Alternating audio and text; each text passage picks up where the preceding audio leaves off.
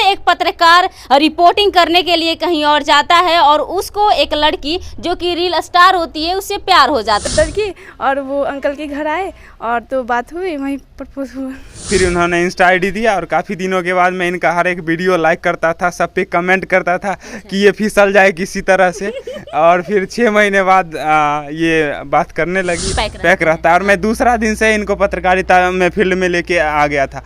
ससुराल से direct bike से आ गया मैं हाजीपुर। एक पत्रकार को कैसे रील्स स्टार से प्यार हो गया, आइए इस प्यार की पूरी दास्तां आगे आपको वीडियो में बताते हैं। वीडियो देखने के बाद ही पता चलेगा कि कैसे एक पत्रकार रिपोर्टिंग करने के लिए कहीं और जाता है और उसको एक लड़की जो कि रील स्टार होती है उससे प्यार हो जाता है। सबसे पहले तो आप दोनों का बहुत बहुत स्वागत है हमारे चैनल में। बहुत बहुत धन्यवाद मैम, आपने अपना कीमती वक्त दिया अपने चैनल के लिए। अच्छा जी। अच्छा, सबसे पहले ये बताइए कि आप कहाँ रिपोर्टिंग करने गए थे कि इनसे मुलाकात हो गई? थोड़ा सा अपना प्यार का जो है दास्तां सुना दीजिए। जी 1 साल पहले मैं गया था पटोरी के तरफ रिपोर्टिंग करने के लिए और ये कॉलेज से आ रही थी और उस समय ये रील बना रही थी कोई भोजपुरी गाने पे, चूँकि आजकल भोजपुरी काफ़ी ज़्यादा ट्रेंडिंग में चलता है। तो सोचा कि भाई क्या खास है, ये गांव की लड़की हैं और फिर भी रील स्टार हैं, तो इनमें तो कुछ ना कुछ क्वालिटी ज़रूर है। तो फिर ये पसंद आई और सबसे बड़ी बात थी कि इनका टाइटल था चौधरी और मैं भी चौधरी। अच्छा। तो मैं सोच लिया उसी वक्त कि भाई मुझे फ्यूचर में दिक्कत भी नहीं होगा। अच्छा, ये बताइए कि आप गए थे रिपोर्टिंग करने के लिए, वहाँ पर लड़की पर नज़र देखने गए थे? अब देखिए अब क्या करते हैं, मम्मी पापा नहीं थे तो फ्यूचर भी मुझे खुद ही डिसाइड करना था। अच्छा, मम्मी पापा आपके नहीं है, तो इस कारण मेरी उम्र भी हो चुकी थी, मैच्योर था, 23 साल मेरा एज था। तो सोचा चलो भाई अब कहीं ना कहीं जीवन में एक साथी, अच्छे जीवन साथी की तलाश तो जरूरी ही थी। तो संजोग से ये दिख गई। तो पत्रकारिता करने के साथ साथ आप जीवन साथी के तलाश में भी थे उसी साथ? हाँ बिल्कुल। अच्छा। चूँकि मैंने आपको बोला ही मुझे स्वयं ही हर चीज़ करना था।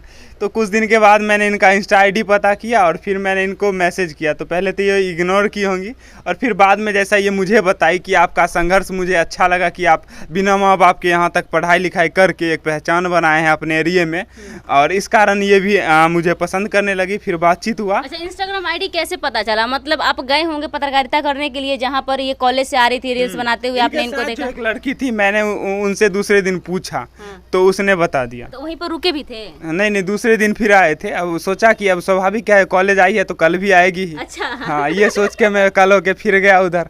तो उस दिन ये नहीं दिखी, संजोग से इनकी फ्रेंड मिल गई। मुझे तो डर भी लग रहा था कि कहीं बताने के बदले थप्पड़ ना दे दे, लेकिन फिर भी जो है हिम्मत करके गया, क्योंकि हिम्मतें मर्दे तो मदद खुदा।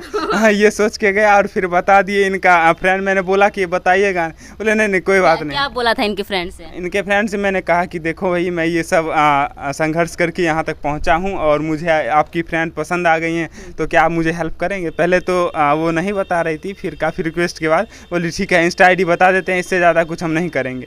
तो फिर उन्होंने इंस्टा आईडी दिया और काफ़ी दिनों के बाद मैं इनका हर एक वीडियो लाइक करता था, सब पे कमेंट करता था कि ये फिसल जाए किसी तरह से। और फिर 6 महीने बाद ये बात करने लगी और अभी 2 महीने पहले शादी हुआ है। अच्छा, 6 महीने लग गया था आपको इनको समझने में? हाँ 6 महीने, इतना आसान। अच्छा, ये जो जैसे कि बताया इन्होंने कि आपका हर एक वीडियो ये लाइक करते थे, कमेंट करते थे, कभी नोटिस किया कि ये लड़का जो है हर एक वीडियो मेरा लाइक कमेंट करता है? क्या बात है? नहीं उतना ध्यान नहीं देते थे, पर बाद में जब देखे जो हमारे इंस्टाग्राम पे मैसेज आ रहा है, उतना आता था तो उतना केयर नहीं करते थे। अब फिर जब अचानक से जल्दी आने लगा तो मैं समझ गया जो कुछ तो गड़बड़ है। हाँ। तो मैंने पता लगाने की कोशिश की ये कौन है। तो मेरी फ्रेंड है, तो मैं उनसे पूछी जो देखो ना ये बात है। तो बोली क्या जो नहीं, मैं तो नहीं जानती, पर मैं तो समझ गई। अच्छा, जिसने इंस्टाग्राम का आईडी दिया था? हाँ, उसी ने? अब वो हमसे झूठ बोली। हाँ। जो मैं नहीं पहचानती, हम बोले क्या जो नहीं ये कौन दिया है? तो अगर नहीं हमारा इंस्टाग्राम है, आईडी है, अगर कि कोई नहीं बताया होगा तो कैसे पता चला उन्हें? तो वो सब हिचकिचाहट हो रही थी उसको। और तो मैंने पूछा बोलो क्या बात है? तो बोली जैसे से बात है, ये है, इनका नाम बताएं और ये बोली कि आज इतना संघर्ष से आगे बढ़ा है और पढ़ाई लिखाई खुद के बल पे करता है, इनकी माँ बाप नहीं है और सबके आगे पहचान ये बनाए। तो मैंने थोड़ी बात करने की अच्छा, ये मतलब सोच कर कि जो है स्ट्रगल बहुत किए हैं लाइफ में, इनके साथ भी कोई नहीं, इनका साथ भी कोई नहीं है, अकेले हैं, तो थोड़ा बात कर ले। तो फ्रेंड के नेचर से आपने बात किया था कि सोचा था पहले कि तो फ्रेंड के नेचर से बात किया अच्छा। था। हाँ, हाँ, और धीरे धीरे फ्रेंड के बनते बनते लव में हो गया। हाँ, प्यार हो गया। हाँ। अच्छा, कौन सी बात अच्छी लगी थी आपको कि प्यार हो गया इनका? नहीं, ये ज़्यादा हमारा केयर करते थे। दूर रह के ही जैसे फीलिंग लग रहा था कि जो पास में आके कर रहे हैं केयर। ऐसे क्या करते हाँ, और मुलाकात इनसे हुई जब मैंने नहीं देखा इन्हें। बाद में पता चला जब मैं इनके गांव गई तो हाँ मेरे अंकल रहते थे, तो उनकी बेटी का शादी था, तो मैंने वहाँ गया और इनका तो गांव तो पता ही था हमें, तो मैंने पूछा इनका नाम बोला, तो इनका नाम बताया, तो मैंने इनके घर गया तो घर पे ये नहीं थे। तो फिर मैं एक लड़के से रिक्वेस्ट की, इनके फ्रेंड थे, तो उनसे रिक्वेस्ट किया जो मैं इनसे मिलना चाहती हूँ। तो ये बोले कि जो नहीं अभी मैं नहीं मिल पाऊँगी, अभी ये इनके मेरे फैमिली थे, तो वो बोले कि ये डर रहे थे मिलने से। हमने नहीं आ जाइए कोई बात नहीं है। तो ये डर के और वो अंकल के घर आए और तो बात हुई, वहीं प्रपोज हुआ। अच्छा, मतलब अंकल के सामने प्रपोज किए थे आप लोग? नहीं, अंकल के पास उस समय मेरे पास अंकल थे, तो उस समय मैं नहीं मिला। जब अंकल थोड़ी देर बाद चले गए फिर इनसे मिला और उसी समय मैंने इनको प्रपोज किया था। अच्छा, प्रपोज किसने किया था? आपने किया था? जी, मैंने अच्छा, किया। कैसे किया था? कैसे जैसे करता है जनरल। फूल लेके किया था कैसे? फूल दे के किया था। फूल लेके किए थे? हाँ, फूल अच्छा। दे के किया था। अच्छा, तो उसके बाद इन्होंने एक्सेप्ट कर लिया? हाँ, एक्सेप्ट किया। उसके बाद 6 महीने बाद मेरी शादी हो गई। तो शादी कैसे हुई थी? इनके परिवार वाले जो थे राजी थे? इनके जो है ना कोई रिलेटिव्स मेरे गांव में थे संजोग से। अच्छा। और उनको मैंने बताया कि भाई ऐसे ऐसे बात है। वो पढ़े लिखे व्यक्ति थे, वो इनके पिताजी से बात किए, इनके पिताजी पता किए कि मेरा बैकग्राउंड क्या है, मेरे फैमिली कैसे हैं, तो उन्हें भी पसंद आया कि चलो भाई अकेला है। और सबसे बड़ी चीज़ है क्या है कि इनके पिताजी इस वजह से राजी हुए कि ये बहन में अकेले, इनका कोई भाई भी नहीं है। तो इनके पिताजी सोचे कि चलो इसका माँ बाप नहीं है तो बेटा हमें जमाई बेटा के रूप में मिलेगा। अच्छा। इस वजह से वो एक्सेप्ट कर लिए और फिर शादी हो गई एकदम सामाजिक तरीके से जैसे होता है। सभी लोग गए, बारात गए, अच्छे से हुआ हर चीज़। अच्छा, अब कैसा दोनों का लाइफ चल रहा है? अच्छा, ये एक बात बताइए, आप रील स्टार देखकर प्यार किए और आप आजकल जानते हैं कि जो रील स्टार लड़कियां होती है घर बार अच्छे से संभाल नहीं पाती है, सिर्फ रील्स बनाने में ही बिजी रहती है, तो आपको इनमें ऐसा क्या दिख गया कि आप इनसे प्यार कर बैठे? आपको नहीं लगा कि ये रील स्टार है तो सिर्फ रील ही बनाते रहेंगे? नहीं, पता भी किए ना कि कैसे हैं नहीं हैं। उस समय तो ये देखने से अच्छी लगी। और हालांकि आदमी का बॉडी लैंग्वेज हर चीज़ बता देता, आप भी समझती हैं। फिर मैंने इनका बैकग्राउंड पता किया, देखा कि भाई अकेले भाई बहन में हैं और इनके पिता पढ़े लिखे हैं तो अच्छा ही होगा, यही सब सोच। अब शादी के कितने साल हो गए? अरे 2 महीने हुए हैं बस। सबसे बड़ी चीज़ ये है कि मैं अभी तक बिहार में शादी के दूसरा दिन कोई हस्बैंड अपनी वाइफ को पत्रकारिता में नहीं लाया है। शादी के 4 दिन तक लोग घर में पैक रहता है और मैं शादी के दूसरा दिन से ही 1 महीने तक पैक रहता है और मैं दूसरा दिन से इनको पत्रकारिता में फील्ड में लेके आ गया था। ससुराल से डायरेक्ट बाइक से आ गया मैं हाजीपुर। उस समय मेरे ससुर जी गुस्सा भी गए, अभी तक अच्छे से बातचीत नहीं करते हैं कि आपने मेरा मन नहीं रखा। गाँव के लोग हंस रहे थे कि कैसा इनका जमाई है कि शादी हुआ नहीं कि घर से बाहर निकलने लगा पत्नी को लेके, ये वो बहुत सारी चीज़ कमेंट आते थे।